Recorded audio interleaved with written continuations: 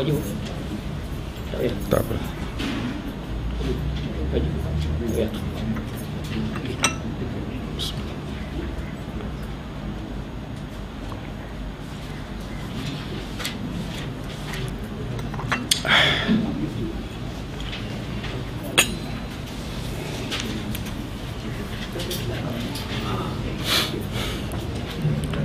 Assalamualaikum warahmatullahi wabarakatuh. Waalaikumsalam warahmatullahi wabarakatuh.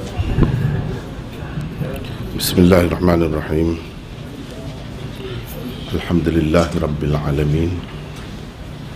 Wassalatu wassalamu ala asyrafil anbiya'i wal mursalin wa ala alihi wa ashabihi ajma'in. Hadirin hadirat yang saya hormati dan kasihi sekalian, alhamdulillah, hari ini kita ditakdirkan Allah bertemu di majlis yang mulia ini. Mudah-mudahan Allah memberkati kita dalam pertemuan ini, insya-Allah. Saya mohon maaf kerana lewat sikit sampai, ya. Maklumlah perjalanan kan. InsyaAllah kita akan bincang. Sebenarnya pihak pengajar tak berikan apa-apa tajuk kepada saya. Jadi susah juga kadang-kadang bila tak bagi tajuk tu, apa tajuk yang sesuai, ya. Saya pun terfikir-fikir. Dari semalam lagi saya fikir, apalah tajuk ni, orang macam mana tak tahu, saya nak hadapi macam mana. Jadi kalau tahu kan latar belakang itu senang.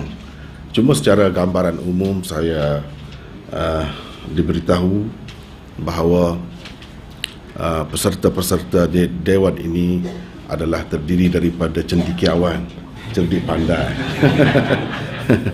Cerdik pandai, macam-macam latar belakangnya yang istimewa lah. Mudah-mudahan Allah memberkati kita semua. Jadi oleh itu saya rasa, saya ingatkan pada awalnya ini macam tempat pengajian untuk pelajar-pelajar remaja. Saya ingat begitu.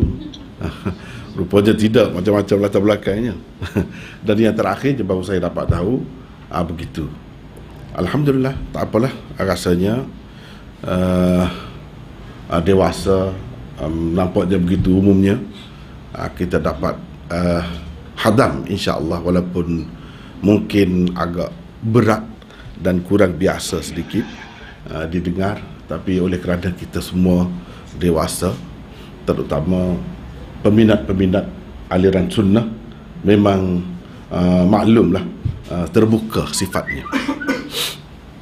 InsyaAllah saya akan kemukakan beberapa perkara lah, beberapa masalah yang perlu kita semua renungi, terutamanya pengikut-pengikut sunnah, supaya kita menjadi Muslim yang lebih terbuka lagi, dan lebih bertolak ansur, dan lebih bersifat menghormati semua tokoh-tokoh ulama kita, tidak kira daripada aliran mana sekalipun mereka itu, tidak terikat dengan satu pandangan-pandangan yang tertentu, dan mungkin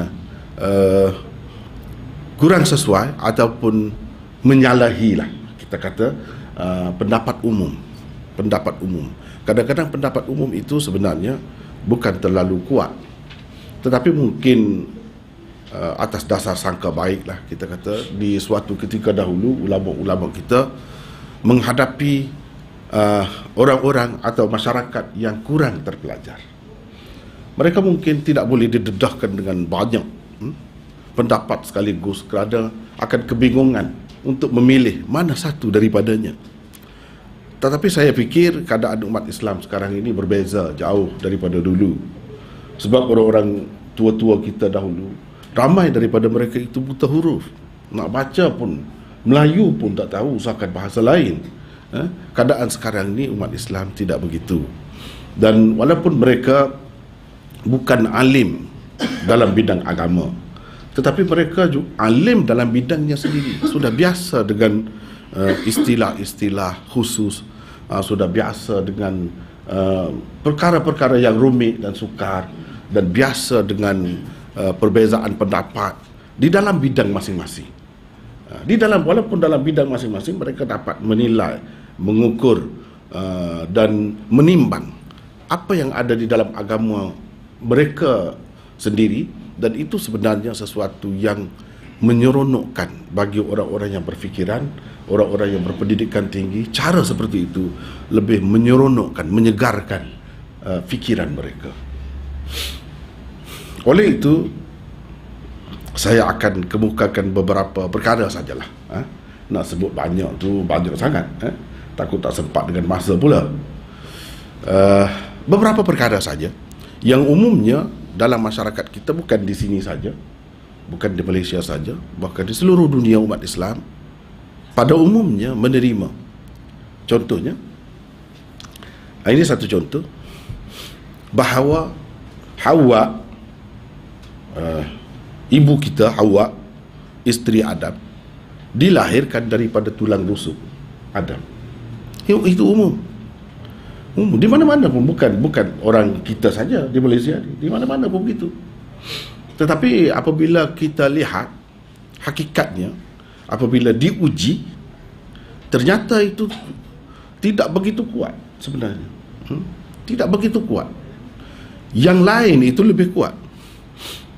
Jadi oleh kerana mungkin yang membawa Islam di mana-mana ini satu golongan saja, dan tidak terdedah kepada banyak pendapat itu, maka mereka terima itu sebagai suatu fakta dan sebagai suatu kenyataan yang tidak boleh dibantah-bantah lagi. Padahal kalau kita perhatikan Al-Quran, rujukan utama kita, sebelum kita pergi kepada Al-Hadis, sebab walaupun kita ini memanglah Ahlus Sunnah wal Jamaah, artinya sunnah itu kita tak lepas, tetapi kita semua tetap menerima bahawa Al-Quran itu paling tinggi. Kalau kita perhatikan Al-Quran, satu pun tak ada ayat yang macam tu, yang menyebutkan Hawa itu dijadikan daripada tulang rusuk Adam. Tak ada satu pun. Paling tinggi di dalam Al-Quran yang menjadi pegangan orang-orang yang berpendapat begitu ialah firman Allah di dalam surah An-Nisa, di permulaan surah An-Nisa. A'udzu billahi minasyaitonir rajim. Ya ayyuhan nasu taqu rabbakumul ladzi khalaqakum min nafsin wahidah wa khalaqa minha zawjaha wa batha minhuma rijalan katsiran wa nisaa, dan seterusnya ayat itu. Wahai orang-orang, wahai manusia, takutlah, bertakwalah kamu kepada Tuhanmu yang telah menjadikan kamu dari satu diri, min nafsin wahidah, wa khalaqa minha zawjaha. Di sini letaknya, di sini letaknya punca. Kalau kita nak kata kekeliruan atau punca yang menyebabkan mereka itu boleh menerima Hawa itu dijadikan daripada tulang rusuk Adam, iaitu Allah menjadikan minha. Minha kita terjemah dahulu sesuai dengan yang umum faham dan yang mereka terima, bahawa dijadikan dari tulang rusuk Adam itu minha, daripadanya. Daripadanya, ini satu terjemahan baru, nanti kita akan bincangkan. Nya tu kembali kepada nafs, dari diri tadi, satu diri yang Allah jadikan manusia ini dari nafsin wahidah, dari satu diri. Jadi minha, kita panggil, ganti nama itu merujuk kepada nafsin wahidah, satu diri itu. Jadi mereka faham ini, yang lain-lain ini semuanya jadi daripada satu diri itu, dan daripadanya istrinya, yakni Hawa itu pun dijadikan daripadanya juga. Sekadar itu saja yang ada di dalam Quran. Adapun dijadikan daripada tulang rusuk, semua ini tak ada. Ini kalau ada pun dalam hadis, tapi dalam hadis pun tidak jelas semuanya. Tidak jelas semuanya.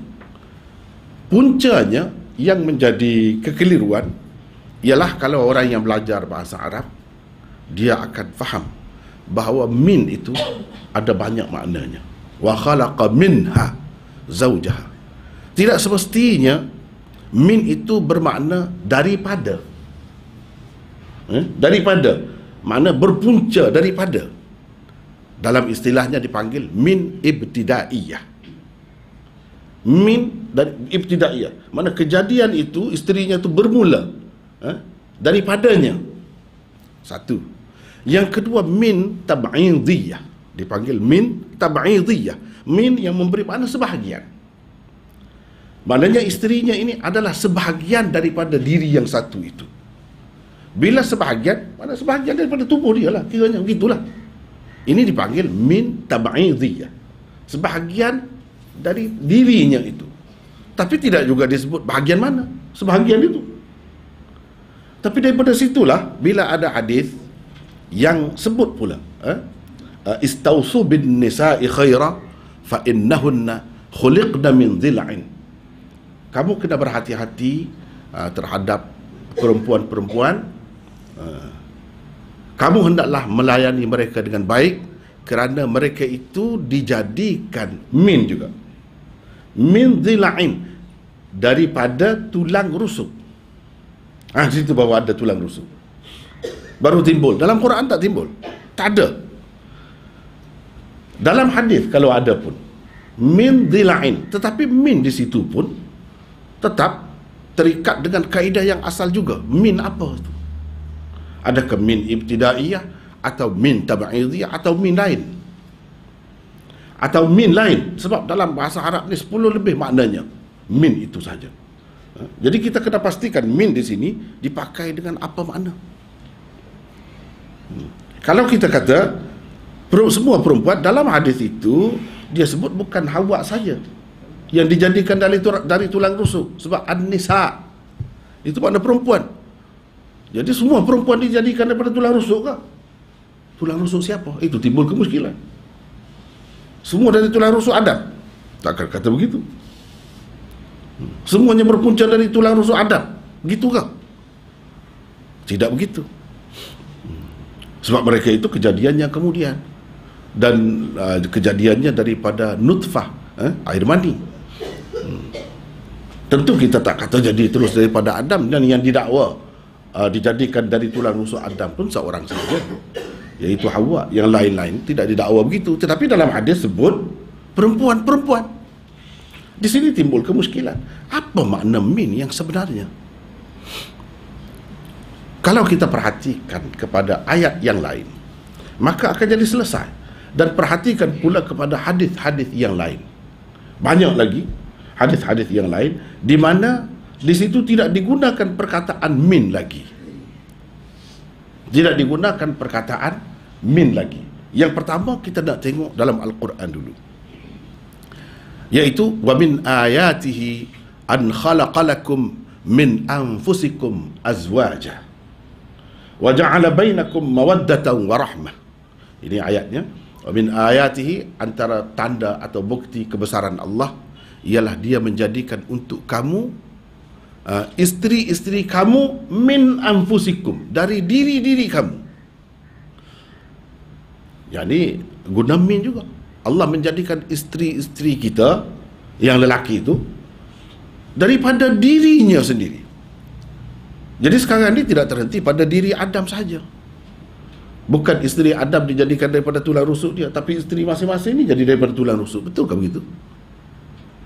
Kalau saya ada isteri saya tu jadinya daripada tulang rusuk saya. Begitu juga tuan-tuan, yang mana ada isteri itu, isteri dia jadi daripada tulang rusuk dia. Kan ada bila jadi daripada tulang rusuk tu bila. Ada setengah-setengah suami itu kan muda daripada isterinya. Sepatutnya dia jadi daripada tulang rusuk isterinya, bukan sebaliknya. Bukan sebaliknya. Kenapa begitu? Di sini puncanya, kesilapannya ialah terletak pada pemakaian makna min itu. Sama ada dipakai dengan makna ibtidaiyah, bermula, permulaannya daripada Adam atau daripada diri lelaki, suami-suami ini, atau dengan makna tab'idiyah, iaitu sebahagian. Mereka tu sebahagian daripada diri suami-suami mereka. Dan Hawa itu sebahagian daripada diri Adam. Itu yang silap. Yang sebenarnya min di situ ialah min jinsiyah. Min dengan makna jenis, dari jenis kamu. Kalau wa khalaqa minha zawjaha, Allah menjadikan Hawa tu isterinya dari jenisnya. Yang ini manusia juga. Hawa itu bukan jin, bukan lain-lain lah, tapi manusia. Manusia juga. Yang ini dipanggil min jinsiyah. Sama juga dengan firman Allah tadi. Baru sekejap saya sambil-sambil tu saya tengok tadi atas dalam perjalanan saya tengok terjemahan Melayu. Saya rasa yang ada dalam internet itu terjemahan Pimpinan Ar-Rahman. Kalau anda boleh tengok, dia terjemah juga di situ. Min ayati an khalaqalakum min anfusikum azwaja. Dia menjadikan kamu, isteri-isteri kamu dari jenis kamu. Dia terpaksa terjemah begitu. Mesti kena begitu. Mana sesuai dengan pendapat kita. Dan pendapat saya ini pun bukan saya seorang sebenarnya, ramai lagi. Ulama-ulama muhaqqiqin, Imam Razi, imam itu, imam ini, sebut di dalam tafsir mereka bahawa min di sini ialah min jinsiyah. Sebab itu dijadikan isteri-isteri untuk kamu dari jenis kamu. Yang ini manusia juga. Itu kalau macam tu betul lah. Tak ada kekeliruan apa-apa. Tetapi kenapa yang jadi keliru ni? Sebab ada di dalam hadis. Jangan kita kata hadis itu menyebabkan kekeliruan pula. Jangan. Kadang-kadang hadis itu dia nak menceritakan sesuatu yang di luar jangkauan kita orang biasa. Jadi untuk kita orang biasa kita kena tengok beberapa perkara. Satu je kita kena tengok, adakah di dalam semua hadis itu tersebut min dhila'in? Innan nisa fa innan nisa khuliqna min dhila'in. Perempuan-perempuan itu dijadikan dari tulang rusuk. Min, menggunakan min, semuanya itu kita kena tengok. Jawabnya tidak. Berapa banyak di dalam hadis-hadis yang sahih dalam Bukhari, Muslim dan lain-lain sebut fa innahunna atau al-mar'ah kadhila'i. Perempuan itu seperti, bukan dari, seperti tulang rusuk. Dari segi mana? Dari segi bengkoknya, sifat asal dia begitu. Bukan, kita tak boleh buat kesimpulan bahawa perempuan itu tak bagus, memang perangai dia bengkok. Bukan begitu. Ini nak cerita tentang tabiat kejadian asal. Kalau tulang rusuk itu memang bengkok, kita cuba nak betulkan, tak betul, tak kena tu. Memang pada bengkok tu terletak kebaikannya. Jadi kalau kita cuba, itulah yang Nabi kata, fa idza dhahabta aqamtaha kasartaha. Kalau kamu nak betulkan juga, dia jadi patah. Tak boleh. Jadi kita kena faham jiwa perempuan, apa jiwa dia. Kalau dia mungkin bersifat penakut sedikit nak banding dengan lelaki, walaupun ada juga lelaki yang penakut kan, tak nafi, tapi pada umumnya perempuan itu bersifat penakut sikit. Dia mungkin mudah bertempik ataupun berteriak apabila terkejut melihat sesuatu. Lelaki tidak begitu. Jadi kita nak paksa dia biar berani macam lelaki, mana boleh. Sebab sifat dia tidak begitu. Kejadian asalnya tidak begitu. Kalau sifat dia lembut, kita nak paksa dia jadi macam kasar macam lelaki, tak boleh. Itu tak sepatutnya kita lakukan begitu, dan rugi, sia-sia. Allah telah membuat dia dengan kejadian asalnya yang memang sempurna.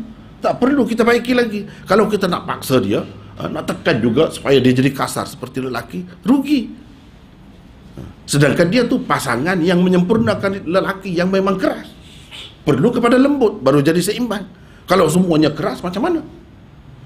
Itu suatu perkara yang sia-sia. Memang begitu sifatnya. Itu yang nak disebutkan oleh Nabi SAW. Jadi di sini dikatakan seperti. Maka kita kena faham min dhila'in tadi. Min di dalam hadis itu dengan makna min tashbihiyah. Bukan min dengan makna berpunca daripada atau sebahagian daripada, bukan. Tak tepat begitu. Tetapi min ini dengan makna seperti, bersifat dengan, sifat ataupun macam tulang rusuk itu. Macam tulang rusuk itu. Begitu sepatutnya. Sebab kalau kita tak faham begitu, dia akan jadi kesilapan besar. Dan kita tidak boleh sentiasa kita pakai min dengan makna min ibtidaiyah ataupun min tab'idiyah, itu salah. Sebab cuba lihat dalam Al-Quran tempat lain. Khuliqal insanu min ajal. Khuliqal insanu min ajal. Manusia itu dijadikan baik. Sekarang ni min, ada min. Adakah dijadikan daripada gopoh? Daripada sifat gopoh? Tentu tidak. Siapa yang jadi daripada sifat gopoh? Adam pun tidak, kita pun tidak. Adam dijadikan daripada tanah, itu berdasarkan Quran. Kita dijadikan daripada air mani, berdasarkan Quran juga. Jadi siapa yang dijadikan daripada ajal? Tak ada siapa pun. Yang jadi silap apabila kita faham min di situ dengan makna dengan makna daripada, berpunca daripada. Padahal bukan begitu. Min di situ maknanya mempunyai sifat itu. Kejadian manusia itu dari jenis makhluk yang ada sifat itu. Begitu. Bukan dengan makna daripada. Inilah sebabnya kita kena lihat bila kita belajar Al-Quran, kena tengok sesuatu perkataan itu jangan dipakai dengan satu makna saja. Bahkan kena tengok banyak perkara. Dan kerja ini sebenarnya bukan kerja orang biasa. Orang belajar pun kadang-kadang pun dia tak sampai ke situ. Jadi kita kena bersedia. Kalau yang sudah belajar itu memang Alhamdulillah lah. Kalau tidak belajar lagi pun, sekarang ni kita sudah dedahkan, dan berapa ramai ulama-ulama kita yang sudah dedah dahulu hakikat perkara ini. Kalau tidak, dia akan jadi bercanggah. Yang sebenarnya fahaman bahawa kejadian manusia atau Hawa khususnya dijadikan daripada tulang rusuk Adam itu berpunca daripada Taurat atau Bible. Dalam Bible yang ada sekarang ni pun memang disebut begitu. Situ sebenarnya. Apa yang Nabi SAW nak sebut itu, dia kekeliruan yang berlaku, yang asalnya bukan memberi makna daripada atau berpunca, tetapi memberi makna seperti. Tetapi satu kekeliruan telah berlaku sehingga mereka faham begitu. Seperti mana orang-orang Islam juga mungkin faham kalau dia tidak pakai min itu dengan banyak makna, satu makna saja, mereka pun boleh jadi keliru seperti orang-orang Yahudi dan Kristian juga. Itu maksud Nabi SAW. Sebab itu ada pada tempat-tempatnya dia guna khuliqna min dhila'in. Perkataan itu mengelirukan. Sedangkan kepada yang belajar dan yang melihat hadis-hadis Nabi itu pada semua tempat, mengambil kira semua, dia akan tahu bahawa di sini dengan maksud perbandingan semata-mata. Bukan dengan maksud menyatakan kejadian asalnya. Bukan begitu. Jadi inilah perkara yang kita perlu faham. Walaupun kita tidak nak menggugat kita kata apa yang sudah sedia diterima, cuma sekadar menyatakan ada beberapa pendapat. Dan orang-orang yang mengikut sunnah dia terbuka, tengok mana pendapat yang lebih sesuai. Dan adakah min di situ semestinya dipakai dengan makna daripada atau berpunca daripada atau sebahagian daripada? Tidak semestinya begitu. Bahkan ada juga dengan makna min jinsiyah, dengan makna jenis, dari jenis, atau bersifat begitu, atau seperti itu. Jadi ini semua kita dapat faham daripada penelitian terhadap keseluruhan hadis-hadis itu, supaya tidak bertembung. Kalau tidak dia jadi bertembung. Kalau tidak dia jadi bertembung. Bahkan Al-Quran sendiri pun jadi bertembung. Di satu tempat dia kata daripada diri yang satu itu. Diri yang satu itu siapa? Adam.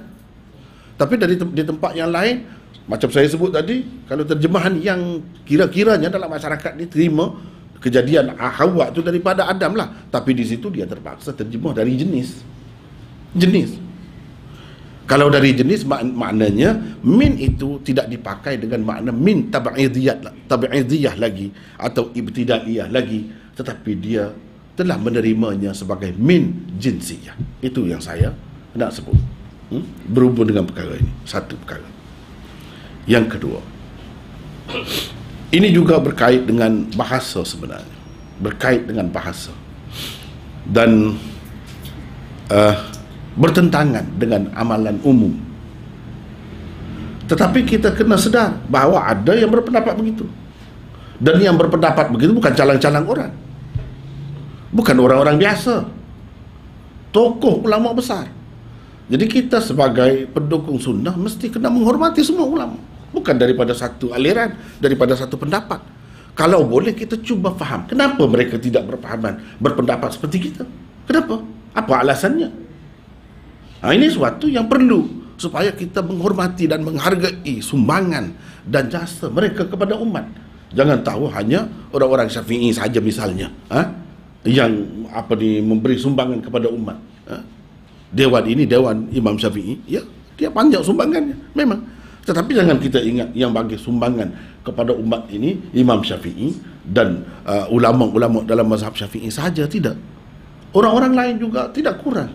Mungkin bahkan bagi mereka yang mengikut cara itu, mereka kata Imam Malik mungkin lebih banyak lagi sumbangannya, atau ulama-ulama dalam mazhab Malik lebih hebat lagi, mungkin dia kata begitu. Tapi ini semua tak ada guna, mendabik dada ataupun mengangkat golongan kita sendiri tak ada guna kepada kita. Yang pentingnya kita kena tengok, kita kena cuba pelajari apa yang mereka ajar itu, mana lebih dekat dengan Quran, dengan hadis. Itu cara orang sunnah. Bukan seperti orang yang tahu bertaklid saja, ikut macam mana-mana pun. Imam dia saja yang lebih hebat. Ini cara orang yang tak boleh, tak tahu menggunakan langsung fikirannya. Kita tidak sepatutnya begitu. Contohnya, ini contoh yang kedua, ya. Kalau kita tengok dalam kebanyakan mazhab dalam Islam ini, Syafi'i ke, Hanafi ke, bahkan Hanafi lebih ketat lagi, Ahmad ke dan lain-lain, mereka mengatakan binatang yang boleh dimakan, salah satunya ialah tandanya yang tidak bertaring dan tidak bercakar. Tidak bercakar. Maksudnya yang memburu mangsanya menggunakannya. Menggunakan cakar itu. Dia cengkam. Kemudian dia gigit dengan taring dia. Ini menjadi senjatanya. Kalau binatang yang seperti ini tak boleh dimakan. Haram dimakan. Tetapi Imam Malik tak kata begitu. Dia tak kata begitu. Dia kata yang ada taring pun, yang ada cakar pun, tak kisah, kata dia. Boleh kalau kamu berselera. Kalau kamu berselera, kamu orang Kelantan kata telio. Kalau kamu telio nak makan, silakan. Sebab dalil kamu tu tak jelas, kata dia. Dalil yang kamu pegang, kamu kata tak boleh, itu apa dalilnya? Sebab kita belajar cara menerima Islam ni dengan dalil, dengan hujah, bukan ikut-ikut begitu saja. Boleh juga bukan semua orang ni mampu mencari dalil, itu semua tahu, semua tahu, bukan semuanya alim. Tetapi kalau boleh, kita ni begitu, itulah yang dikehendakinya. Sekurang-kurangnya kita ittiba' maksudnya kita ikut seseorang tu, kita tahu apa dalil dia. Itu yang paling bagus. Itu yang dikehendaki, yang lebih disukai oleh Nabi SAW. Barulah lahir satu generasi, satu masyarakat yang berilmu, yang maju, yang tidak hanya tahu mengikut dan menurut sahaja. Jadi Imam Malik, pihak mereka lah tanya, mana dalil kamu yang kata tak boleh makan binatang-binatang yang bertaring atau bercakar itu? Ada dalilnya, yaitu Rasulullah SAW naha an akli kulli dhi nabin wa kulli dhi mikhlab.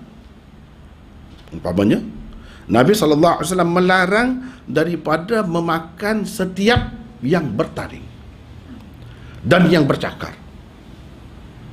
Kalau kita perhatikan, kata mereka, binatang-binatang buas itu memang ada nih dua perkara ni. Ada nih.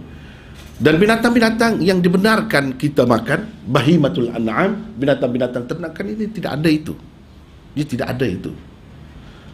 Kalau kita kata ada tanduk, itu untuk menyelamatkan diri, tapi bukan dalam mulut. Taring-taring ini dalam mulut. Nab, nabin, nab, mana taring. Seperti harimau, singa dan sebagainya, kalau kita lihat semuanya ada. Jadi yang kita makan ini tidak macam tu.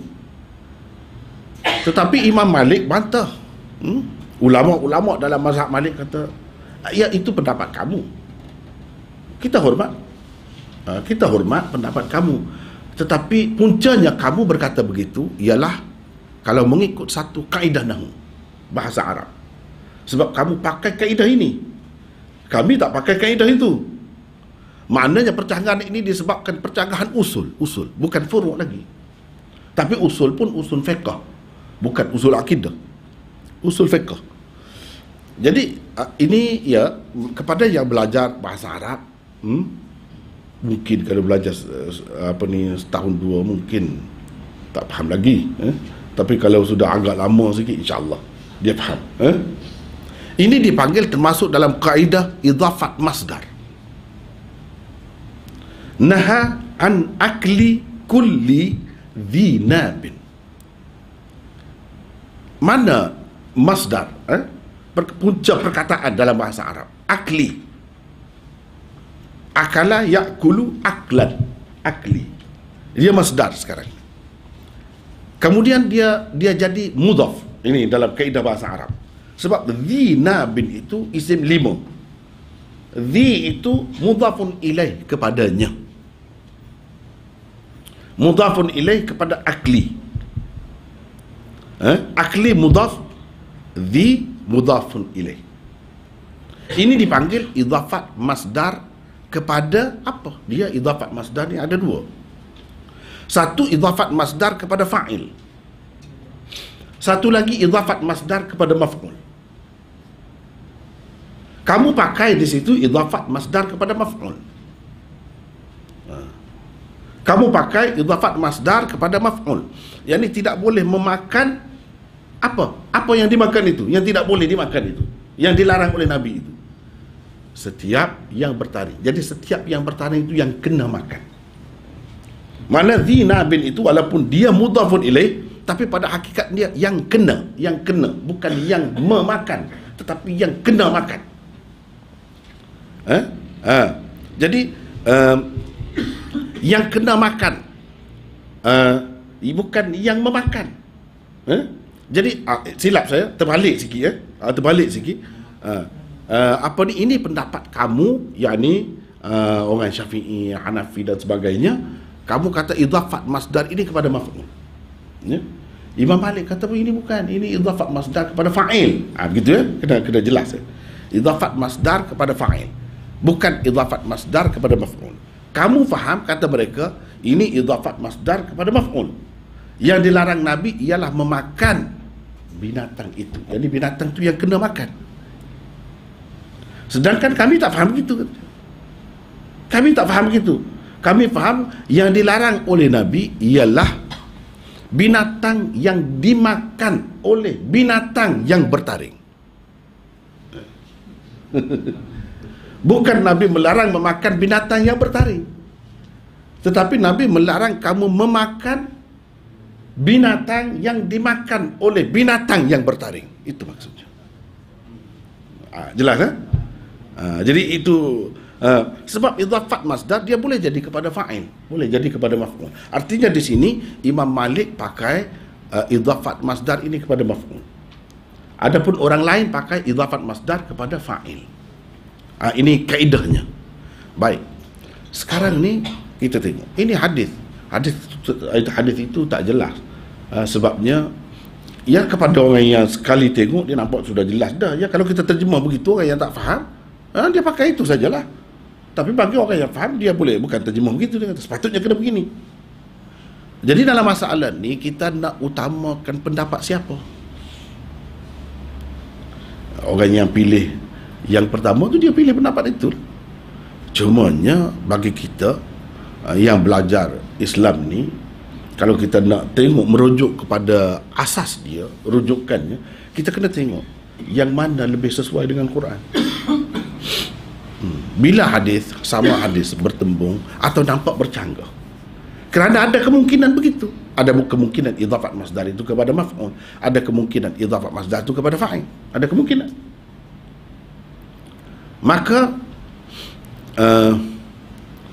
Maka kita kena tengok, merujuk kepada Quran.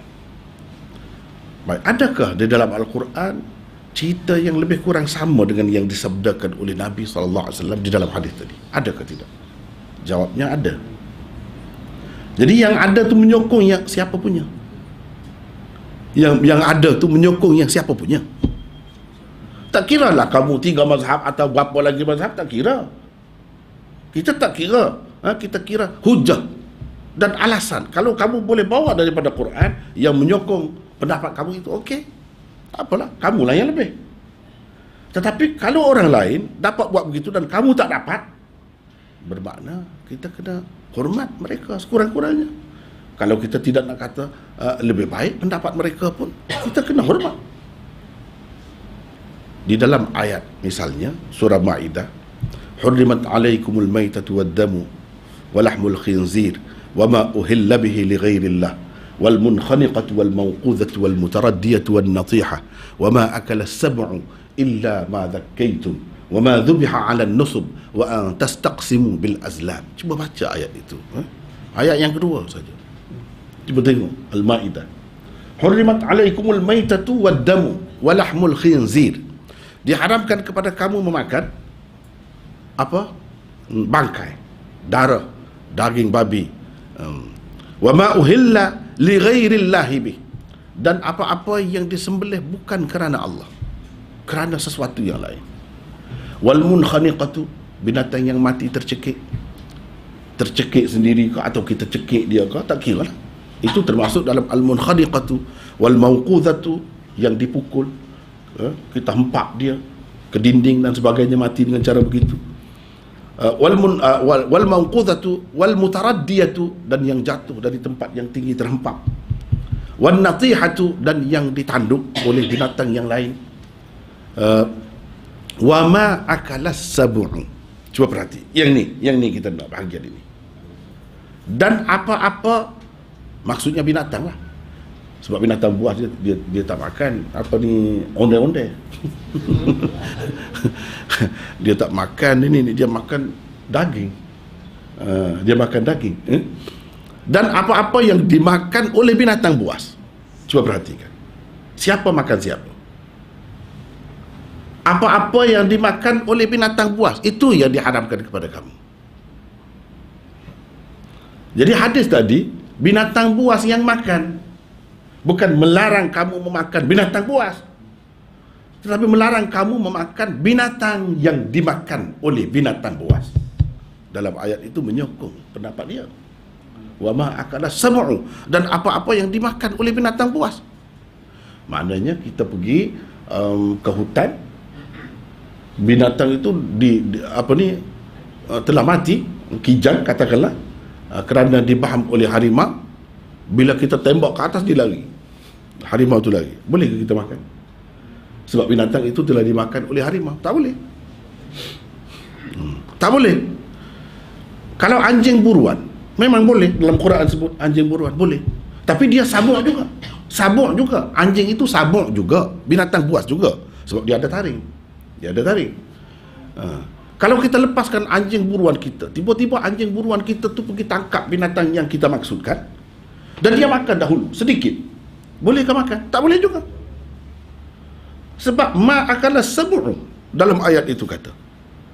Dan apa-apa yang dimakan oleh binatang buas, baru boleh kita makan hasil anjing buruan kita. Kalau dia tak makan langsung, baru boleh. Walaupun kita tak sembelih. Itu kebenaran daripada Allah. Dan ini keistimewaan anjing buruan itu. Kalau binatang buas lain makan, ditangkap, belum mati lagi, Allah kata illa ma dhakkaitum, kecuali kamu sempat sembelih. Kalau dia tangkap kijang itu, tiba-tiba kita tembak ke atas, dia lari, kita pergi tengok kijang itu masih lagi menggelupur, kita sempat sembelih, itu boleh. Tapi kalau dia mati dengan sebab binatang buas itu, dan sebahagiannya telah dimakan pula oleh binatang buas, itu tak boleh. Binatang itu tidak boleh dimakan. Itu berdasarkan Quran. Itu yang lebih sesuai. Sebab hadis tadi masih boleh ditakwil, bukan satu saja makna dia yang mesti dipakai. Sebab idhafat itu boleh idhafat kepada fa'il, boleh idhafat kepada maf'ul. Kalau kita tengok ayat itu, akli, wa ma akala sab'u, yang memakan itu siapa? Sabuk itu. Jadi dalam hadis itu idafat kepada fa'il lebih sesuai sebab ia sesuai dengan Quran. Sebab dalam ayat itu akala sab'u itu pun as-sab'u itu bukan maf'ul tetapi fa'il. Di situ bendanya. Di situ kita nampak kita kena hormatlah sekurang-kurangnya. Baru kita nampak kehebatan orang, jangan nampak tonjolkan kehebatan kita saja. Tonjolkan juga mereka pun Islam sama seperti kita juga. Hendak membuat jasa, buat khidmat untuk Islam juga. Itu bukankah hasil ijtihad namanya? Dan sesiapa saja yang berijtihad, dia dapat pahala yang besar. Kalau betul, dapat 2 pahala. Kalau tak betul, dapat 1 pahala. Nak kata dapat dosa, sama sekali tidak. Inilah kelebihan Islam itu. Dia bagi kebebasan berfikir, guna fikiran. Tetapi guna pun mengikut kaedah dia. Kaedah dia. Kalau kita tengok di dalam Al-Quran, berapa banyak di dalam Al-Quran Allah sebut idafat masdar kepada fa'il sesuai dengan Imam Malik kata. Walau la daf'ullahi an-nasa ba'dahum bi ba'd la fasadatil ard. Contohnya, walau la daf'ullahi an-nasa. Daf'u itu masdar. Orang yang belajar dia tahu. Daf'ullah masdar, dia jadi mudhaf. Sebab itu Allahi majrur selepasnya. Jadi daf'u mudhaf, Allahi mudhafun ilaih. Ini idafat, di idafat apa? Idafat masdar kepada fa'il ke atau kepada maf'ul? Jawabnya di situ adalah idafat masdar kepada fa'il, seperti Imam Malik kata tadi. Ini menunjukkan dalam Quran banyak guna. Walaupun ada juga guna untuk idafat kepada maf'ul, itu tidak dinafikan. Tetapi kita nak cerita Allah berapa tempat ada guna begini. Kalaulah tidak kerana Allah menolak sebahagian manusia itu dengan sebahagian yang lain, nescaya rosak binasa muka bumi ini. Maksud menolak itu, kalaulah manusia ini dibiarkan derhaka dan melakukan maksiat sewenang-wenangnya, tidak ada sesiapa yang menegur dan yang menghalangnya. Siapa yang akan menghalangnya kalau bukan orang Islam? Maksudnya begitulah. Nescaya rusak binasa muka bumi ini. Jadi di situ siapa yang menolak tu? Walau la daf'ullah, siapa yang menolak? Allah kan? Jadi Allah itu fa'il lah. Itulah yang dikatakan idafat masdar kepada fa'il. Allah yang menolak tu, bukan kita. Allah yang buat begitu. Inilah yang dikatakan idafat masdar kepada fa'il. Dzalika fadlullahi yu'tihi man yasha. Itulah kurniaan Allah, diberikannya kepada sesiapa yang dikehendaki. Fadlullah itu idafat masdar juga, masdar juga idafat masdar kepada apa? Pada fa'il. Siapa yang memberi kurniaan itu, kelebihan itu? Tidak Allah. Bila Allah yang memberikan, maka maknanya idafat masdar kepada fa'il. Inilah kaedah yang dipakai oleh Imam Malik. Tujuan kita faham benda ni, ya mungkin susah kalau yang tidak belajar nak faham sampai halus-halus sampai begitu kan. Tetapi sekurang-kurang kita belajar, terutamanya orang-orang yang ikut sunnah, yang kata ikut sunnah Rasulullah sallallahu alaihi wasallam ni, dia mesti terbuka, mesti tahu menghormati orang lain. Kita nak hormat orang lain, kita kena tahu apa jasanya, apa sumbangannya, apa kelebihannya. Kalau kita tak tahu, macam mana? Orang yang paling dekat untuk mengetahui benda ni semua ialah orang yang belajar sunnah. Sebab di dalam hadis, kalau dalam syarah-syarah hadis, mereka bincangkan semua mazhab. Tak ada lagi perbezaan di situ. Tak ada lagi mengutamakan mazhab ini daripada mazhab. Tak ada. Semua sama. Semuanya orang-orang kita. Semuanya tokoh-tokoh kita. Semuanya ulama-ulama kita yang telah berjasa kepada umat. Bahkan di situ dibincangkan benda-benda macam tadi, maka kita nampak dah, ini kelebihan dia. Pendapat dia nampaknya lebih dekat dengan Quran. Jadi kita terima. Soal makan ini soal selera. Berapa banyak yang halal pun yang kita tak makan, itu tak jadi masalah. Kita tak makan, sudah. Berapa ramai ayam pun tak makan, ada juga yang tak makan. Tapi siapa kata ayam tu haram? Tak ada mazhab mana pun kata. Apalagi nak makan harimau, nak makan apa tu, lagilah. Tetapi kita perlu sedar bahawa di dalam dunia ni bukan manusia hidup di bandar saja. Bukan manusia ini duduk di satu tempat. Banyak dalam hutan pun ada, di benua-benua yang padang pasir macam tu pun ada. Mereka sudah lama terima turun temurun makan apa, monyet kalau misalnya kita kata, makan monyet itu makanan dia. Jadi kalau kita tak mahu makan tak kisah, tetapi kepada mereka itu kalau kita bawa Islam lah, itu tak boleh, ini tak boleh, semua tak boleh, susah. Jadi tak ada menarik Islam, halangan banyak. Sekurang-kurangnya untuk kita dakwah dia terlebih dahulu, kita pakailah pendapat itu. Kalau tak mahu seterusnya pun, sekurang-kurangnya bila kita terbuka kan senanglah. Sekurang-kurangnya untuk kita dakwah dia. Di Afrika sana orang makan binatang-binatang buas, biasa. Yang pentingnya itu tidak beracun. Yang pentingnya tidak mati kita bila kita makan dia, itu sudahlah. Dan kalau dimasak mungkin cara dia mengikut resepi dia mungkin sedap.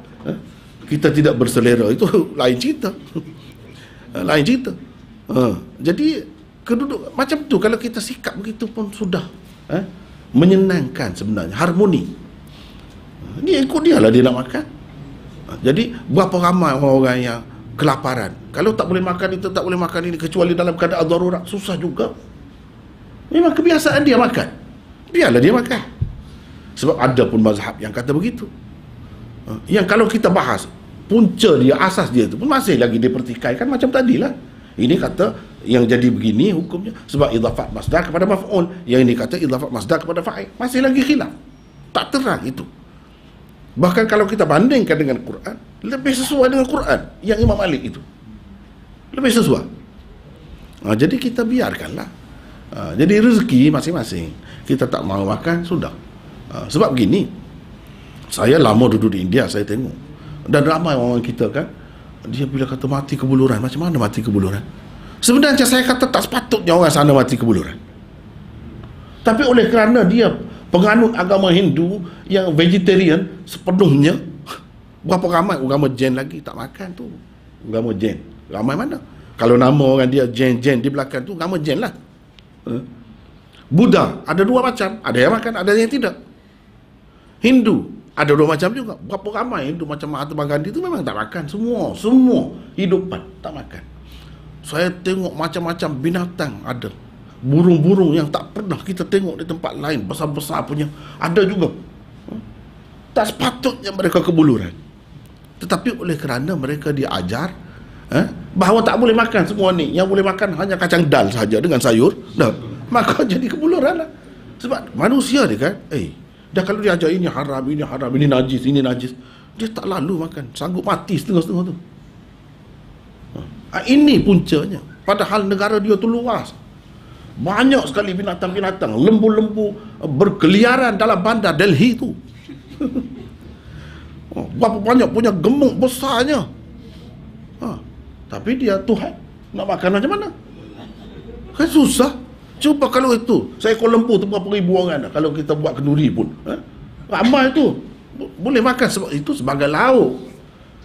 Sebagai lauk sepatutnya tak mati, tetapi manusia mati kerana tinggal agama Allah, kerana ikut agama yang tak benar. Begitu juga orang yang hidup di belantara, yang hidup di padang pasir, dalam hutan, yang sudah biasa turun-temurun mereka makan benda-benda itu. Kalau kita bawa Islam ini dengan cara yang sempit, tidak menarik. Bagi saya nampak tidak menarik. Bahkan mungkin ada ketikanya kepada setengah-setengah mereka menjadi penghalang untuk mereka masuk Islam atau mendekati Islam.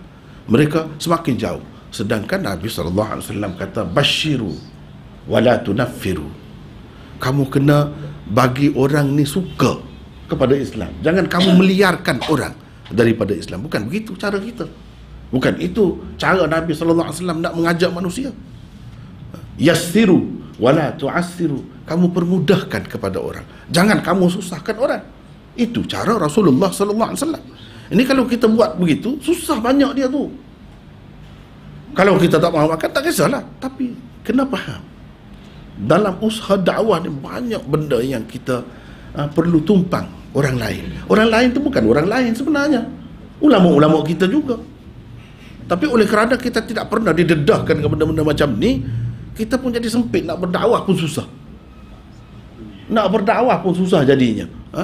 Inilah perkara yang saya nampak kita terutamanya yang mengikut sunnah ini kena terbuka, dan daripada kita inilah nak bawa kepada orang lain, supaya orang lain terbuka juga. Tetapi saya tengok alhamdulillah tempat kita ni secara umumnya masyarakat ni, walaupun yang tidak mengikut sunnah pun, dia memang terbuka, dia tak tahu saja.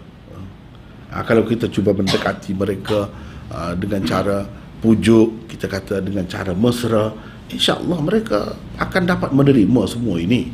Cumanya oleh kerana tak pernah didedah, dan ada pula segelintir ustaz-ustaz yang menakut-nakutkan dan menimbulkan fitnah macam-macam, jadi orang liar daripada pejuang-pejuang sunnah. Itu sebenarnya ini satu perkara yang merugikan umat. Memang dia tak sedar bahawa cara yang macam ni sebenarnya boleh menarik berapa ramai manusia, cara yang seperti ini.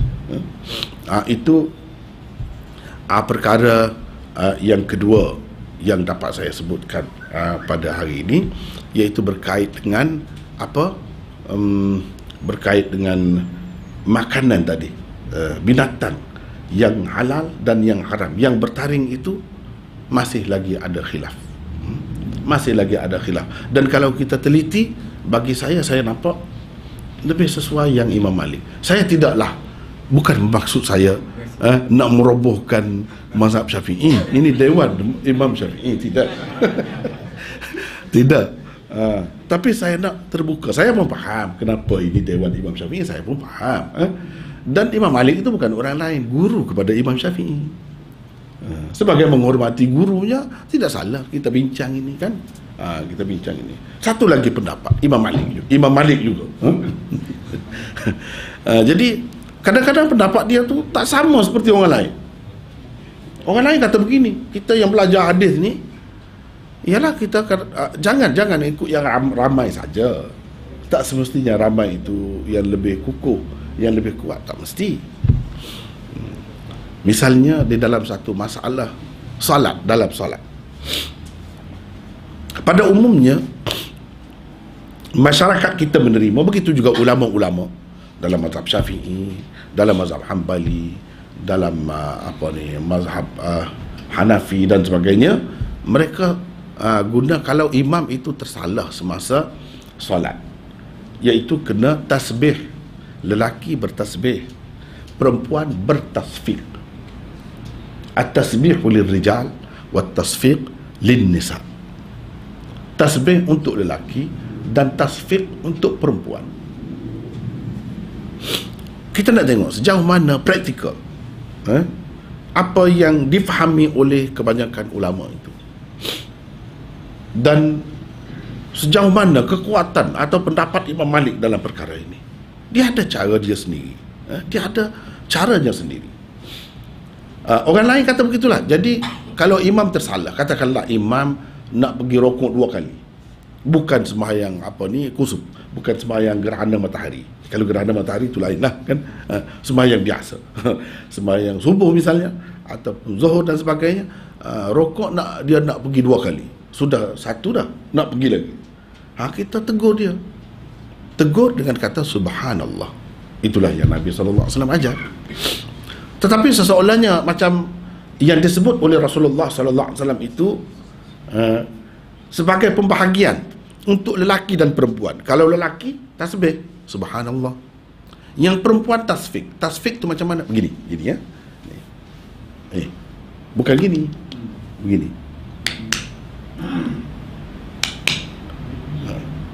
Kemudian jangan banyak kali. Kalau banyak kali pula jadi macam lain pula kan. Sebab ada pula pendapat yang mengatakan kalau banyak kali itu termasuk dalam perbuatan yang banyak tu membatalkan sembahyang pula. Jadi 2 senyap dulu. Jangan tak boleh macam tu, tak boleh. Jadi kalau macam ni macam main pula kan. Macam ni nak menarik perhatian.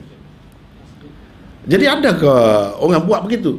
Ya, yang pakai itu adalah yang buat kan. Tapi umumnya rasanya tak jadi begitu. Senyap gitulah. Ya, bagi Imam Malik, dia kata sebenarnya sama saja kepada lelaki dengan perempuan. Sama saja. Cumanya yang satu pihak lagi yang kata tak boleh tu perempuan ni kan, kalau dalam bab solat ini dia banyak perlu menyembunyikan diri dia, suara dia.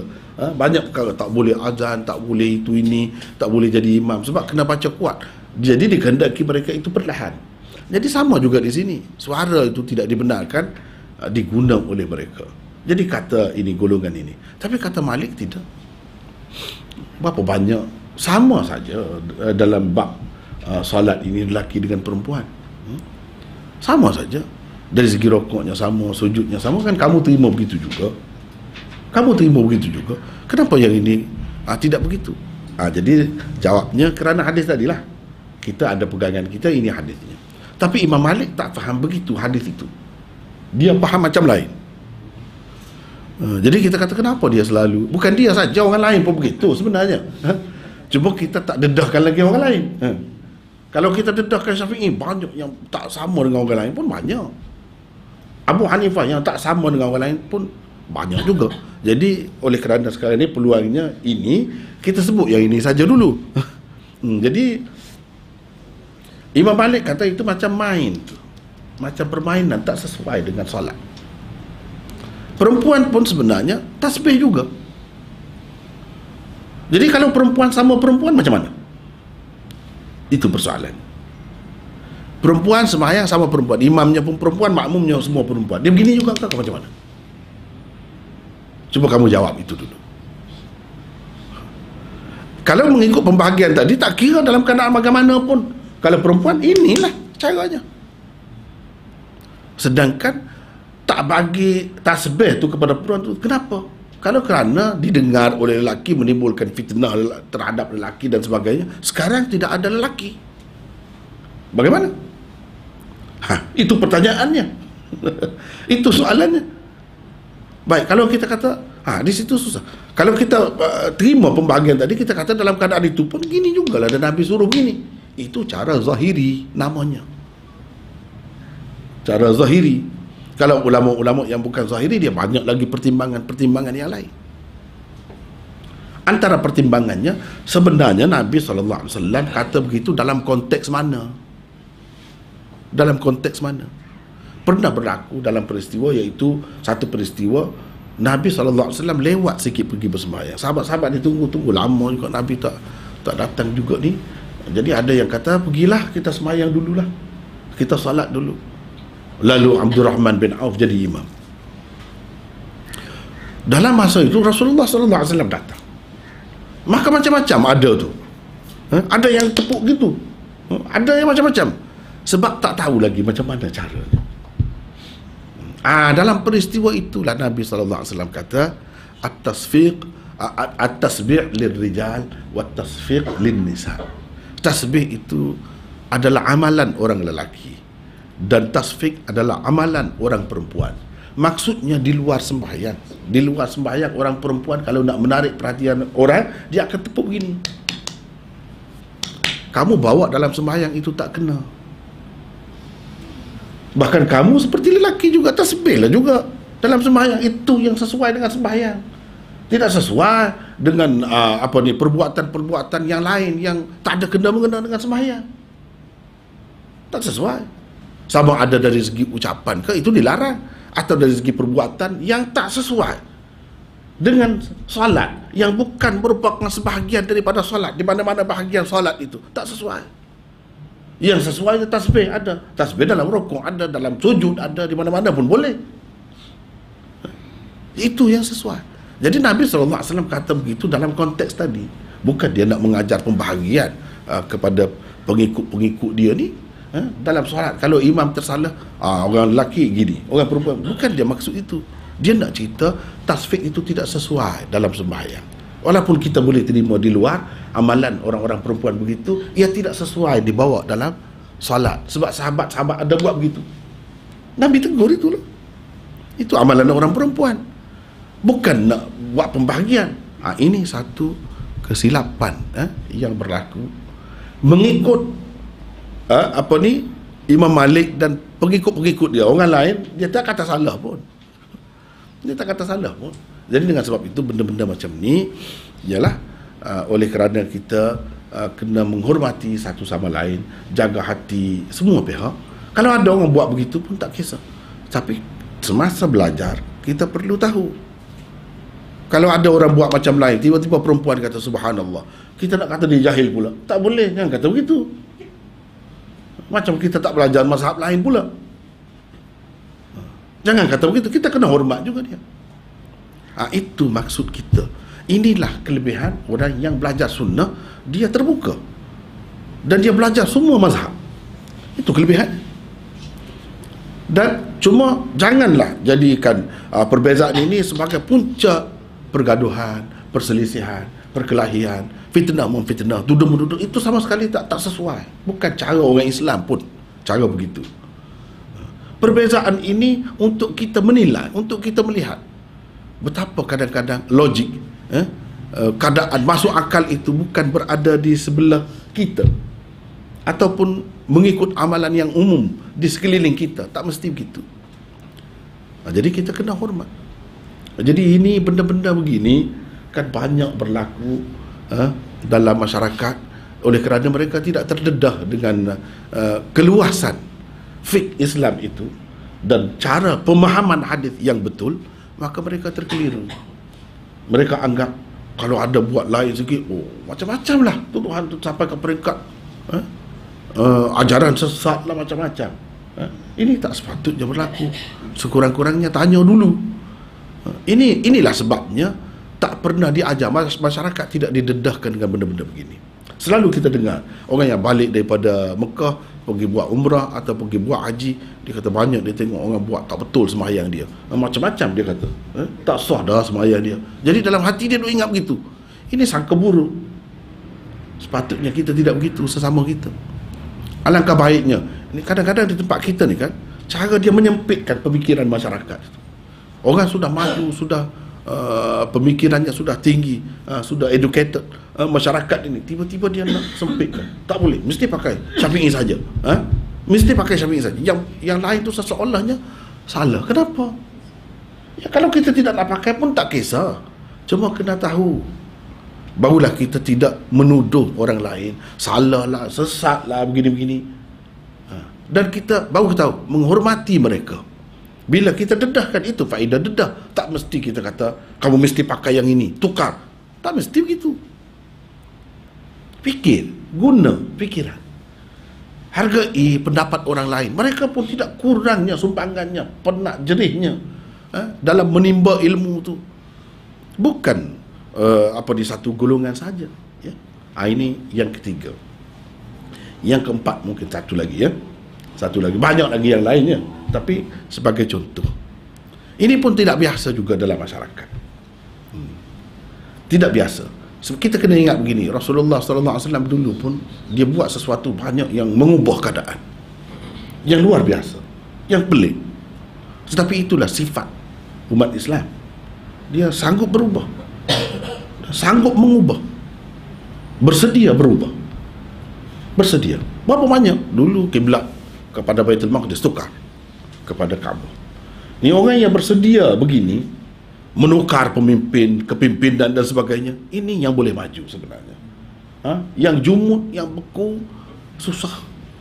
Dia tak boleh maju. Ini satu perkara yang kena fikir ya. Bukan apa-apa dalam semua bidang sebenarnya. Kita kena bersedia. Satu lagi yang saya maksudkan itu ialah soal menyentuh Al-Quran. Selalu, walaupun dia ajar dengan satu cara, tapi soalan misalnya saya sebagai guru lah dalam masyarakat, selalu soalan itu sampai kepada saya. Sebab apa? Walaupun sudah diajar, tapi tetap terbuku di hati mereka kemusykilan itu. Kenapa begini? Kenapa begini? Jadi orang sekarang ni cerdik-cerdik, bijak-bijak. Dia nak tahu lebih lagi. Tak cukup dah sekadar itu. Kita kena bagi lebih lagi kepada mereka. Soal menyentuh Quran. Umumnya mengatakan tak boleh menyentuh Quran kalau tidak ada wudu. Apalagi kalau dalam keadaan berhadas besar.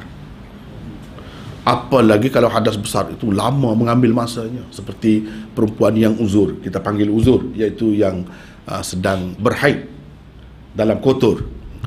Lagilah tak boleh. Memang ada pun hadisnya, tak nafi itu. Memang ada. Tetapi terlebih dahulu kita kena tengok Al-Quran. Ini cara yang betul. Pengikut sunnah yang betul, Al-Quran di atas. Lepas tu hadis. Jangan hadis kadang-kadang mengatasi Al-Quran.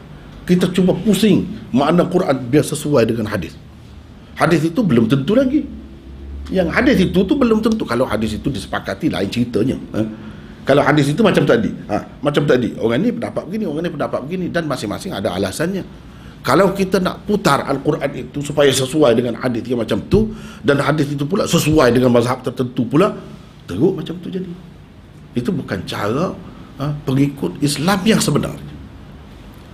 Jadi kita kena tengok dalam Al-Quran ada berapa tempat yang cerita pasal ini. Satu tempat, tak banyak. Hukum hakam ni punca dia dalam Quran tak ada banyak. Yang ada banyaknya dalam hadis. Walaupun tak banyak, itu jadi asas, itu yang kena jadikan asas. Dalam Al-Quran disebutkan la yamassuhu illal mutahhar.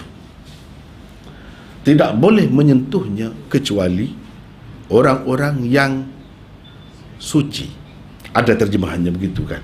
Ada terjemahannya. Saya ambil satu terjemahan dulu.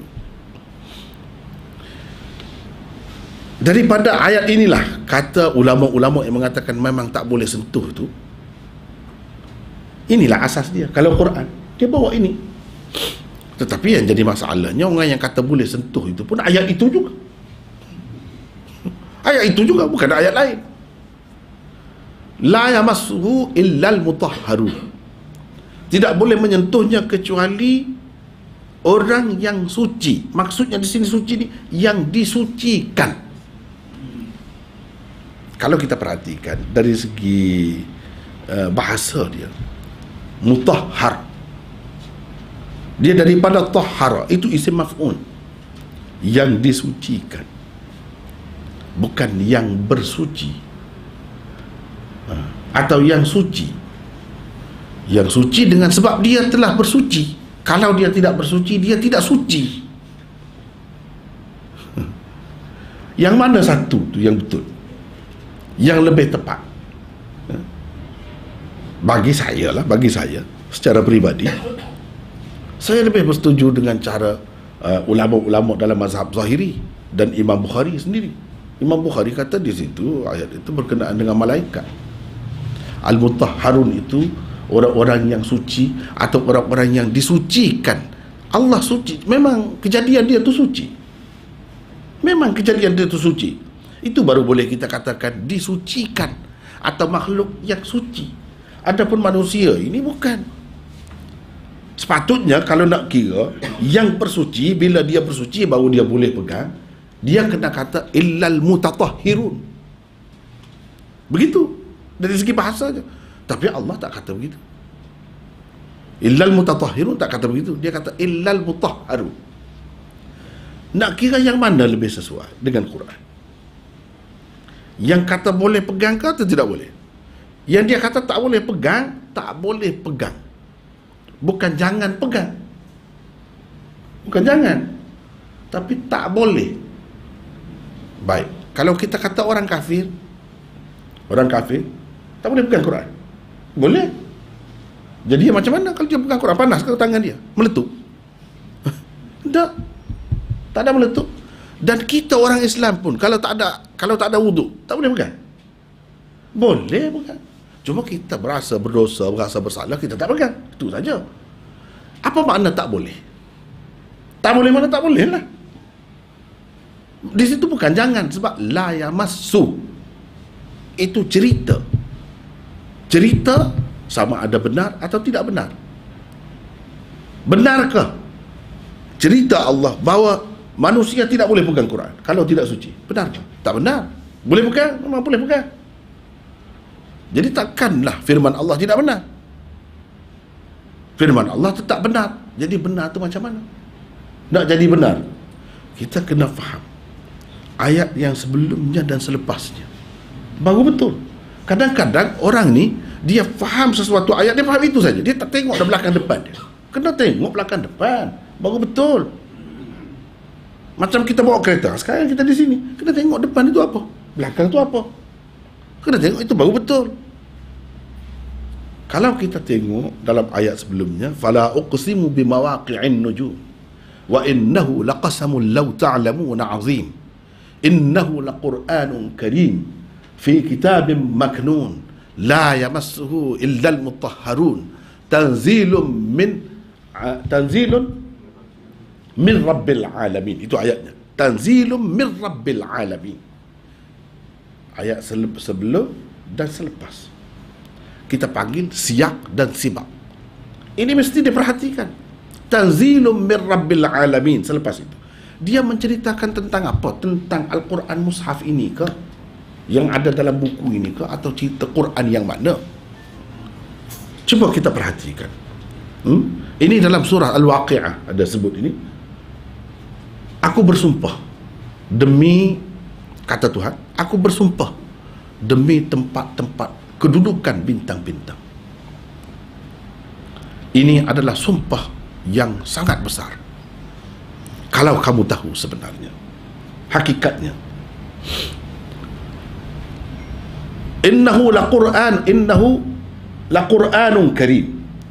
Ini adalah Quran yang dibaca, ini adalah Quran yang mulia. Fi kitabim maknun, di dalam kitab yang tersembunyi, yang tersimpan dengan baik. Mana nih kitab yang tersimpan dengan baik? Kita kata Lauh Mahfuz.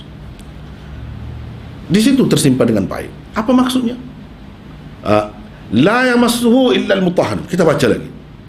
Tidak boleh menyentuhnya. Kitab itulah kitab yang tersimpan dengan baik itu, yang tak ada kena mengena dengan dia yang di bumi ini, yang tak ada kena mengena dengan dia yang di bumi, di satu tempat lain yang terpelihara dengan baik. Tanzilum min rabbil alamin. Ia diturunkan dari Tuhan semesta alam. Baru cerita turun. Ini makna cerita tentang alam lain. Daripada alam itu diturunkan. Quran yang ada pada kita ini diturunkan selepas itu. Apa maksud Tuhan mengatakan bersumpah dengan kedudukan bintang-bintang? Sebab dalam Quran disebut inna zayyana as-sama. Apa di dalam ayat itu banyak lagi. Apa ni adalah ayat-ayatnya, cuba kita perhatikan. Allah buat bintang-bintang ini untuk menjaga menjaga sistemnya dan menjaga daripada gangguan syaitan,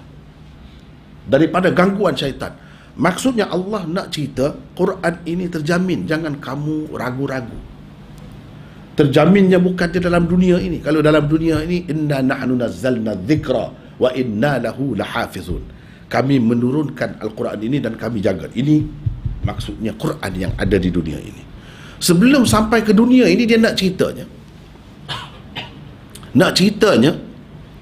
adakah terpelihara Quran itu? Jawabnya terpelihara.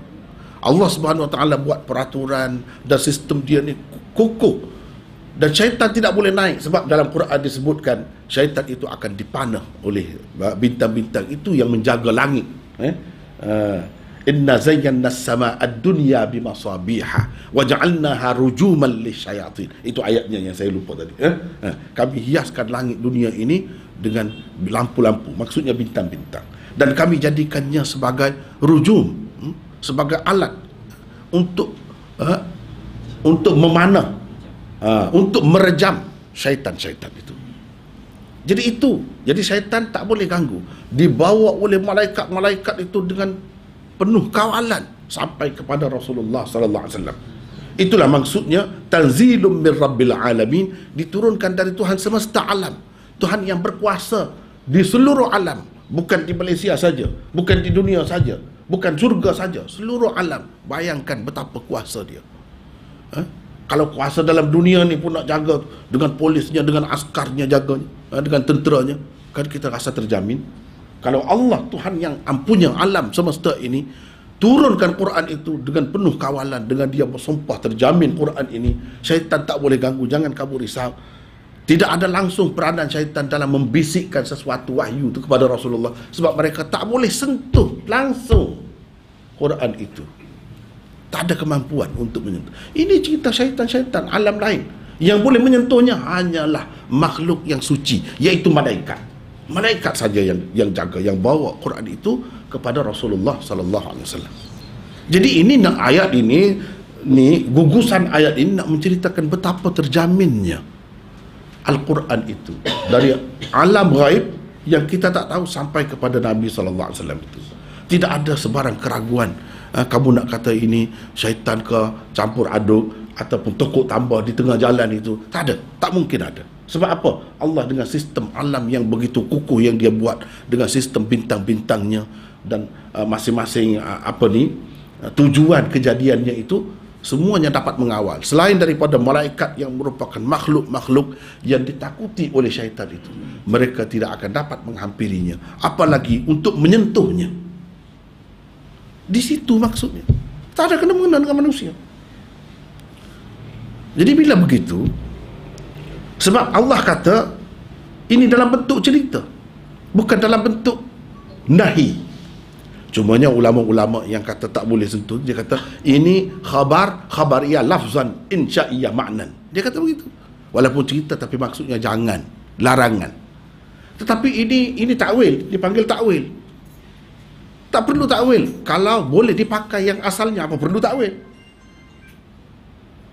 Jadi segala perintah Nabi SAW yang sebut kata kena ada wudu, kena suci, la yamassul Quran illa tahirun dan sebagainya, ini paling tinggi mengikut Imam Bukhari dan lain-lain, paling tinggi untuk menunjukkan adab, lebih baik. Atau kita kata paling tinggi sunat. Tapi bagi Imam Bukhari tidak ada satu pun hadis itu yang kuat. Bila begitu kembali kepada Quran yang asal. Bila kembali kepada Quran yang asal, kita nampak ini menceritakan sesuatu yang bukan Quran ini, benda lain. Yang itu yang tidak boleh disentuh, kecuali al-mutahharun, orang-orang yang disucikan. Yang disucikan itu malaikat. Kita bukan kejadian asal kita suci. Sebab itu ada ketikanya kita suci, kena bersuci. Lepas tu kita boleh batal pula, jadi kotor pula. Jadi ini tak terlibat. Yang ini tidak terlibat. Kalau tidak, kenapa Rasulullah SAW hantar surat kepada Heraklu yang bukan Islam? Bukan Islam, dia hantar surat. Dalam tu tulis Quran. Quran ini sikit pun Quran. Tidak nanti sebuah Quran. Qul ya ahlal kitab ta'alau ila kalimatin sawa'in bainana wa bainakum. Itu kan ayat itu sampai ke akhirnya dia tulis. Jadi takkanlah orang kafir boleh pegang Quran. Tak timbul persoalannya. Mesti dia ada isteri dia, anak dia, perempuan ke, kalau dia nak tengok boleh. Mestilah ayah dia kata tengok. Ini Muhammad kirim kepada aku. Mana timbul di situ soal dia uzur ke, dalam keadaan haid ke, atau wuduk ke? Mana ada orang-orang yang bukan Islam dia berwuduk? Dia tak fikir pun. Nabi SAW kalau benda ni tak boleh, tentu dia tak hantar. Jadi adakah orang Islam ni kurang kedudukannya daripada orang kafir? Sedangkan dalam Quran kata innamal musyrikuna najasun. Yang najas itu, yang dia kata kotor itu pun boleh pegang. Tapi kotor tu maksudnya kita sudah faham semua kan. Maksudnya kotor akidah dia tu, bukan kotor tubuh ni. Yalah, yang kotor akidah tu pun boleh pegang. Kita yang bersih akidah kenapa tak boleh pegang? Jadi sepatutnya orang Islam tu lebih suci. Sebab itulah mereka ni dia pegang la yanjusul mu'minu hayyan wala mayyitan. Orang mukmin tidak najis sama ada semasa hidup atau selepas mati. Tidak najis. Jadi bila begitu, paling tinggi kalau kita nak terima pun hadis-hadis tadi, kita kata di peringkat istihbab, elok, boleh, bagus sebagai beradab dengan Quran. Bezanya kita orang Islam dengan bukan Islam, bila kita nak pegang Quran, kita nak baca misalnya, kita lebih baik sebab kita tahu adab-adabnya. Itu saja. Nak kata sampai ke peringkat haram itu berat. Cuba bayangkan orang-orang yang nak menghafal Quran, sampai bila pun perempuan yang hafal Quran tidak akan lebih daripada lelaki. Di situ tidak ada persaingan yang kita kata adil. Sebab apa? Yang lelaki bila-bila masa boleh baca. Yang perempuan bayangkan, dia datang bulan tu, kita kata mari kotor lah, kita kata mari kotor, uzur macam-macam keadaannya. Ada 6 hari, ada 7 hari, ada 10 hari, macam-macam. Jadi kalau dia, khususnya yang nak menghafal Quran, lebih terasa. Yang lain pun, kalau yang rajin baca Quran itu susah. Kalau yang malas tu dia kata payah-payah, tak payah baca. Setiap kali nak baca kena wudu, dia kena orang yang rajin betul tu, yang kena cekal betul tu. Kalau tidak, tak payah baca. Macam mana dalam perjalanan, dalam keadaan begini-begini, susah semua. Kalau yang hafal Quran lebih lagi terasa. Sebab dia bila datang bulan itu, dia tak boleh mengaji. Nak sentuh pun tak boleh, baca pun tak boleh. Itu yang susah. Tengok saja boleh, tengok saja. Jadi itu susah tu. Minggu ini, katakanlah seminggu pun jadi masalah dah. Kalau gurunya perempuan juga, minggu depan guru dia pula mari kotor. Cuba fikir. Minggu depan guru dia pula mari kotor. Lepas tu guru dia sihat, ada sakit kepala ke demam apa pula, 3 minggu tak baca langsung. Terlupa, tak ingat macam tu. Macam mana nak ulang-ulang yang di belakang? Cuba fikir. Dari segi praktikal ke tidak? Dari sudut itu. Kita jangan tengok siapa pendapat, jangan tengok situ. Kemudian dalam perjalanan, tengah-tengah berjalan, dah terkentut. Tak boleh baca. Tak boleh pegang. Yang malas terus tak baca lah. Kalau nak baca kena berhenti. Walaupun kita kata dapat pahala itu, tapi menyusahkan. Tetap menyusahkan, dapat pahala pun menyusahkan. Sedangkan yang mudah tu yang kita nak. Sebab apa? Baca Quran ini ada wudu. Kata tak ada wudu kau, kita dapat tadabbur Quran itu, merenungi makna dia. Kalau kita tidak terikat dengan benda-benda tadi, kecuali pada ketika kita selesa ataupun senang, kita nak dapat kelebihan, kita pergilah ambil wudu. Tapi bagaimana dengan perempuan yang main kotor? Tak ada makna semua tu. Langsung tak boleh baca. Dalam keadaan macam mana? Kan rugi. Padahal dalam masa tu pun dia boleh berfikir, dia boleh merenung, dia boleh mengkaji. Tetapi kita telah menghalang, seolah-olahnya secara tidak langsung. Secara tidak langsung kita menghalang mereka daripada merapatkan diri dengan Al-Quran. Sedangkan Al-Quran itu adalah punca hidayah. Terhalang nak dapat hidayah itu semata-mata kerana hadis-hadis macam tadi, yang mana dalam Quran yang tak jelas. Hadis pula kalau mengikut Imam Bukhari, tidak ada satu pun yang sahih. Tidak ada satu pun yang sahih. Semuanya bermasalah. Dan kalau ditengok amalan-amalan sahabat, mereka ramai ketika tidak ada wudu, bahkan dalam keadaan berjunub pun ada. Ini sebenarnya satu artikel yang saya telah tulis. Tuan-tuan boleh baca dalam artikel saya, Fiqh Imam Bukhari. Dalam tu saya sebut dalam tu perihal ini lah, cerita ini. Dan saya nampak kepada perempuan lah sebenarnya rugi. Kita kalau boleh di zaman sekarang ni, kita nak bawa Islam, ketika mana orang jadikan ini sebagai isu. Perempuan adalah satu makhluk nombor 2 dalam Islam. Islam merendahkan wanita. Wanita tidak mendapat kedudukan yang setara dengan lelaki. Seboleh-bolehnya kita kurangkanlah. Kalau tempat yang kita boleh kurangkan itu, jurang itu kita dekatkan. Sebab masih ada lagi mazhab-mazhab yang lain. Mazhab itu pun imam-imamnya Islam. Imam Syafi'i, bila kita pakai yang Imam Bukhari? Bila kita pakai yang Imam Bukhari? Tak pakai. Padahal kita kata dia tokoh sunnah. Dialah orang yang paling kuat nak pakai yang paling sahih. Bila kita pakai? Ini pendapat dia lah. Sekurang-kurangnya dalam perkara ini kita pakai kan banyak dah kemudahannya, kelebihannya. Ini kena dirasuk, tak boleh. Rasuk oleh makhluk halus. Nak baca Quran tak boleh perempuan. Itu kan susah. Baik, kalau dia baca lari ke tidak? Hantu, syaitan, lari juga. Dah kalau macam tu dia tak boleh baca, rugilah.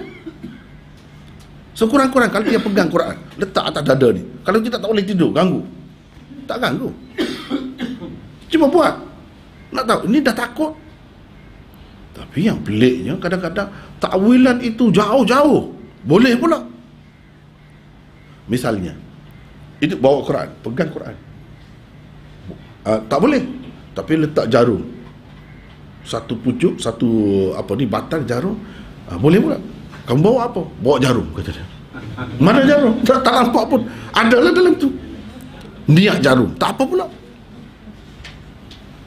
Jadi ini kan takwilan yang jauh, yang tak pernah diajar oleh Rasulullah sallallahu alaihi wasallam. Kenapa kita sampai takwil sampai begitu sekali? Susah, menyusahkan, yang tak masuk akal, tak mudah sabar. Kita nak bawa ke situ. Tapi itu alasan. Kalau kamu nak bawa juga buat begitu. Sampai begitu. Dan kerugian kepada golongan wanita dalam masalah ini khususnya ketara sangat. Bagi saya ketara sangat. Alangkah baiknya kalau setiap masa kita boleh mendekati Al-Quran, kita boleh baca Al-Quran. Quran sebagai rujukan dan punca hidayat kepada kita semua. Dan berapa banyak kalau boleh kita kurangkan yang boleh dijadikan isu oleh setengah-setengah yang tak faham Islam itu, ataupun musuh Islam, orientalis dan sebagainya, kita kurangkan. Itu lebih baik daripada kita membanyak-banyakkan. Jadi ada alasan lah, susah satu kerja pula nak jawab. Kalau kita pakai terbuka begini, nampak nampak mereka tak boleh jadikan isu lagi. Dan kita pun nampak menghargai ulama-ulama kita, tidak kata mengabaikan mereka. Sebut saja dia tu sebagai imam, tokoh ahli sunnah. Bila kita guna pendapat dia? Sebabnya kita tak tahu pun. Kita tahu satu saja, tak boleh. Itu saja. Yang kata boleh tu apa alasan dia, macam mana. Dan banyak lagi lah, terutama berkenaan dengan perempuan ini. Boleh masuk masjid ke tidak masuk masjid ketika kotor. Kalau Imam Bukhari boleh, senang. Ini kan tak boleh masuk, tak boleh pergi belajar lah. Sebab orang mengajar di masjid. Takkan dia nak duduk luar tengah hujan? Susah tu. Jadi susah tak payah pergi. Jadi ini macam menghalang secara tidak langsung perempuan daripada mendapat sebanyak mungkin ilmu. Sedangkan di zaman Rasulullah sallallahu alaihi wasallam ada seorang perempuan tak ada tempat duduk. Nabi kata, kamu duduk di masjid. Dia pasang kemah, duduk dalam masjid, itulah tempat tinggalnya. Pernahkah Nabi kata, tapi kalau kamu mari kotor, kamu kena keluar? Ada? Tak ada. Kenapa boleh pula? Takkan perempuan tak mari kotor? Kita kira ada lah. Sampai masa dia, mesti dah. Itu tanda orang yang sihat, perempuan yang sihat. Dia tak sebut pula perempuan itu perempuan yang telah putus haidnya. Tak sebut. Sepatutnya kita begitu, baru mudah. Ini berkait dengan perempuan juga. Barulah mudah. Ini kalau nak pergi bayar zakat pun susah. Bayar zakat tu dalam masjid. Dia nak naik macam mana? Cara amalan orang kita kadang-kadang nak kahwin di masjid, perempuan kena duduk luar masjid. Kenapa? Kotor. Jadi semua orang tahu. Heboh ni, bakal pengantin ni kotor. Kan? So, ini bagi saya lah, tak sesuai lah benda-benda macam ni. Tak sesuai. Sebab itu kalau kita terbuka sebenarnya untung. Tapi kadang-kadang orang tak mahu. Kalau nak buka macam ni tak mahu, tak suka dia. Apa salahnya? Ini bukan sesuatu yang di luar daripada lingkungan Islam. Kalau pakai itu kan senang, banyak perkara tu. Itulah rasanya yang dapat dalam kesempatan yang ringkas ini, yang sebenarnya tidak diberi tajuk khusus. Jadi saya rasa ini pun insya-Allah berguna untuk kita. Mudah-mudahan Allah memberkati hidup kita sekalian. Aqulu qawli hadza wa astaghfirullahal azim li wa lakum. Wassalamu alaikum warahmatullahi wabarakatuh.